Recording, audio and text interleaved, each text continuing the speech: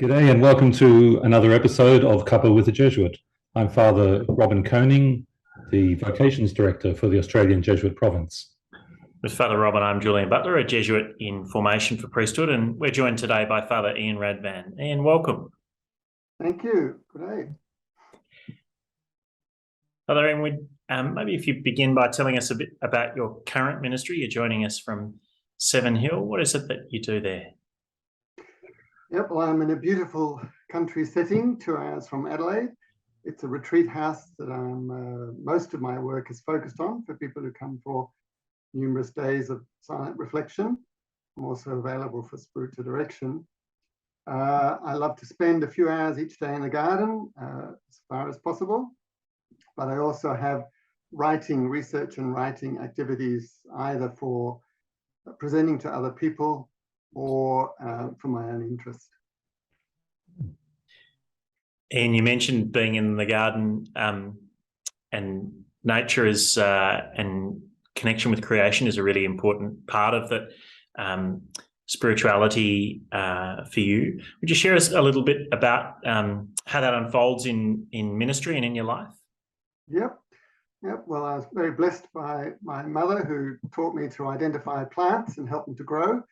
So whenever I've been in any Jesuit house, I've tried to work in the garden, perhaps a vegetable garden, perhaps flowers, just anything to grow. So I'm really fortunate to be here at Seven Hill, where there's a vast property with a lot to look after. And I managed to bring it into ministry. It's great when you can join something you love with the work you do. So I'm part of the Being with God in Nature ministry team under JISA. And that involves taking groups of people out into a natural environment. It could be in the city, in the country, in the wilderness, where we have periods of silence and people reflect on how nature is speaking to them in their faith. And also I look after the website, putting up stories of interest of our relationship with nature, which of course, since Pope Francis Laudato Si has come to the forefront of Catholic and Christian thinking. I also am involved in the Australian Ignatian Trail.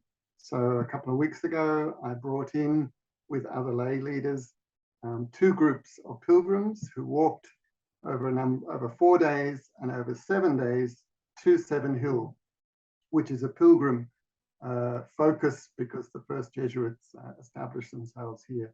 So there's days out in nature, rain, sunshine, heat, cold, adapting to the environment, listening to the birds, and having time in silence again to connect with God through that. Iain, another one of your roles is with the Christian Life Community, CLC, in Australia. Could you say a bit about that aspect of your ministry?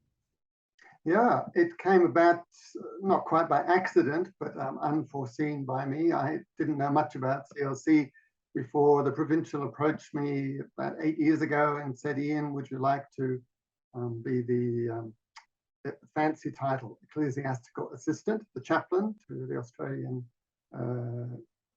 groups?"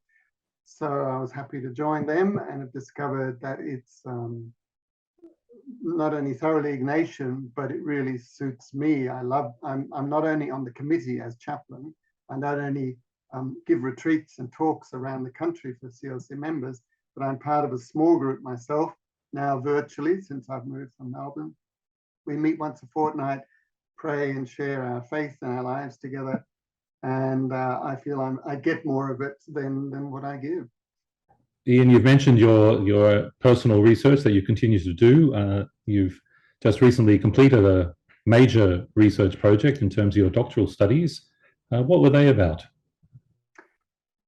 The doctoral research was on the spiritual exercises.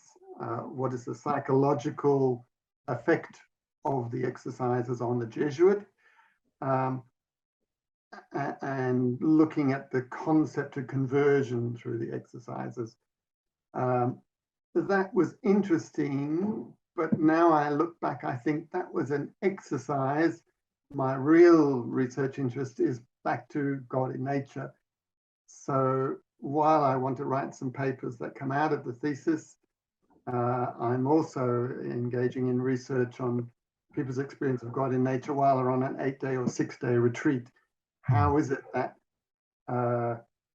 experiences they have of animals or the weather or plants, and they come into spiritual direction and say, wow, you know, nothing was happening today, and then this encounter with nature, and suddenly things became clear. I really want to investigate how does that work and what are the prerequisites for it working. And Iain, I believe coming into that role, you had a very easy act to follow in that position. Are you referring to yourself, Robert? I am referring to myself, indeed. That's right. You laid out a very clear path for me, indeed. Iain, one, not so much on the ministry side, I suppose, although you've talked about one sort of hobby with the gardening and that, but you've always struck me as someone who has been very good at recreating in the good sense of the word by having particular hobbies at different times. There are probably many more. The ones I'm aware of is bell ringing, making model ships, and then actually sailing the big ships and that.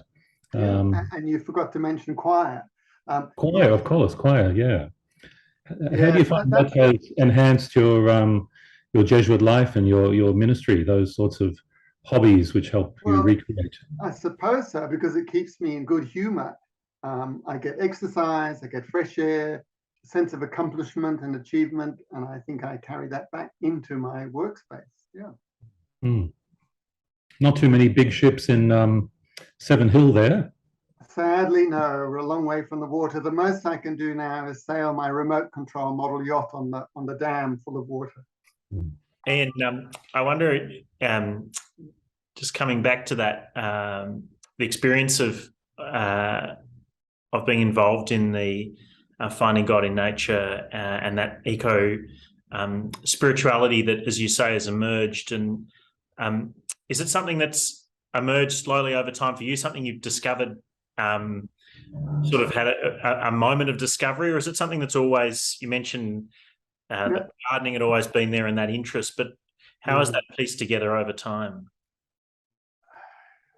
A bit, is it a bit like a travel bug? Once you've got it, you've got it. So I caught it from Mum, and then wherever I go, I just want to practice it. And I guess I've discovered the spiritual dimension to it. If before I joined the Jesuits, or even up to some years after that, you'd said, you know, do you meet God in the garden? I would have said, well, I suppose so. But now, very clearly, not only is it a space where I can have my self-talk or my talk with God quietly and work through things, but also the very psychological and physiological benefits of nature are God caring for me. Just being under the trees or by some water refreshes my spirit, even if I'm not thinking of God. So it is God for me. And has that sort of thing had an impact on how you see those hobbies, those ways of recreating? Has that changed or deepened those things? Interesting question. I don't think I've reflected on that, Julian. I've just thought, well, at least it's an excuse for Jesuits who might disapprove of my many multiple activities. I say, well, it's good for me. It's good for ministry. Iain, we might go back to your own vocation story. You've talked about your current ministry.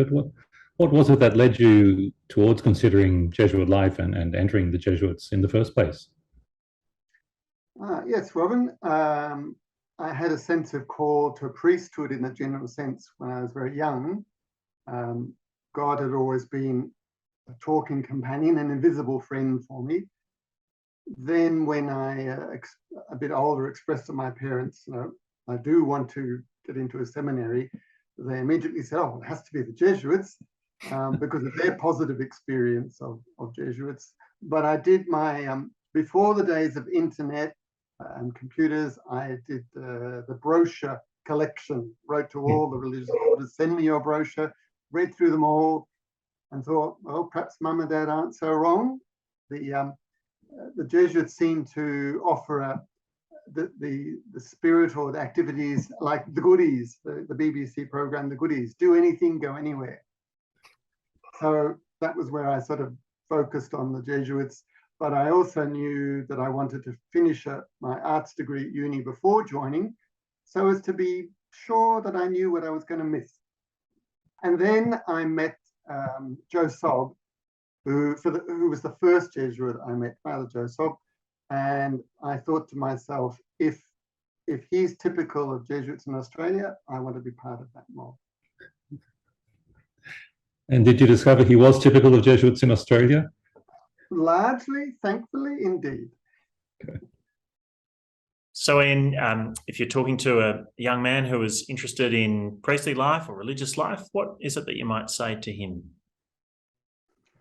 I'd say don't be too fixated on what you want to do or what you want to give, although that's great that that you'd have it in mind, but be open to experiencing all kinds of things, to having new experiences in new environments, challenged with new tasks, because that was how I grew and matured, just by being given lots of things that I never would have thought to do and being able to rise to them, thankfully. And so, yeah, for a young man to become a sort of Renaissance man, why not be interested in nature and politics and prayer and history, all sorts of things. I mean, Jesuits are famous for that. So I'd say, yeah, be open to having a go at everything. Good on you, Iain, and thank you for the time you've given us today. It's been great talking to you. God bless you. You're very welcome, Julian, Robin. Lovely Thanks, to have Iain. this time with you. Thank you.